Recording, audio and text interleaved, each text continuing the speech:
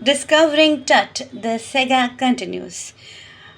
टट जो कि पूरा नाम है टुटनखामुन, इसकी डिस्कवरी सबसे पहले हावर्ड कार्टर ने की थी। वैलीज ऑफ किंग्स नाम की जगह पे इनकी मम्मी को डिस्कवर किया गया। इस जगह पर काफ़ी समय तक हावर्ड कार्टर ने खुदाई की थी। ये जो आप देख रहे हैं स्क्रीन पर, ये म्यूरियल्स हैं जो दीवार पर बने हुए। ये देखो नीचे जो है किंग टट की मम्मी आपको दिखाई देगी। तो अब हम जानेंगे कि उन्होंने किस तरह से इसकी खोज की थी।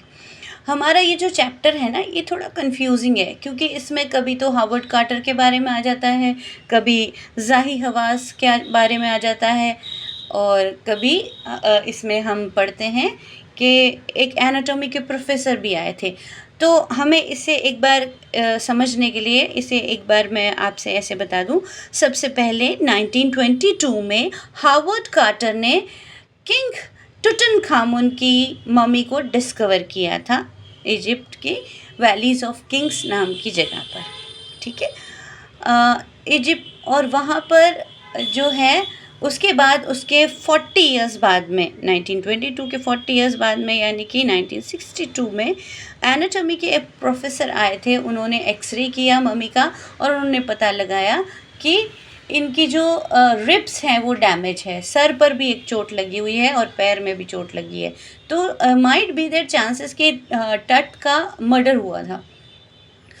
इसके बाद हाँ, जनवरी 5, 2005 के अंदर जो है एक ज़ाही हवास नाम के, ये भी हम आर्कियोलॉजिस्ट ही कह सकते हैं एक तरह से, इन्होंने इस मम्मी का सीटी स्कैन करवाया। तो आप जो स्क्रीन पर वीडियो देख रहे हैं ये उस टाइम का है। इसमें ज़ाही हवास ये इमेज में दिखाई दे रहे हैं आपको।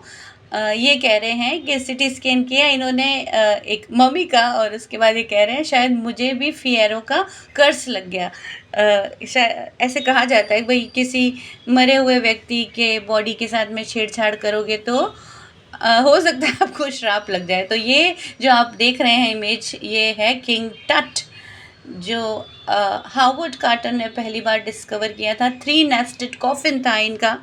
ऊपर वाले जो कॉफिन था उसके अंदर विलो की लीव्स थी। उससे पता चलता है कि जो इसका जो बरियल है वो अराउंड मार्च और अप्रैल में हुआ था। और उसके हावर्ड कार्टर ने क्या किया था कि इस मम्मी के ऊपर जितना भी सोना था, जितनी भी प्रेशियस चीज़ें थी, वो सब ले गया था। तो आर्कियोलॉजी क्योंकि 1922 उस समय में इसका मतलब ये होता था कि बस ख़जाना ढूंढना और एंटीक चीज़ों को ढूंढना। लेकिन उसके बाद में 1922 के 40 इयर्स बाद में ये इस तरह से एक्सरे किया गया टुटनखामुन का। तो उसमें पता चला कि भाई एक्सरे में तो आपको पता है बस एक ही इमेज आया करती है ना।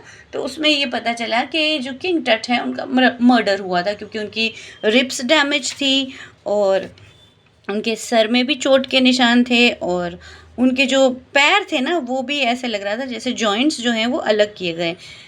तो इसका पता लगाने के लिए जो है उसके बाद में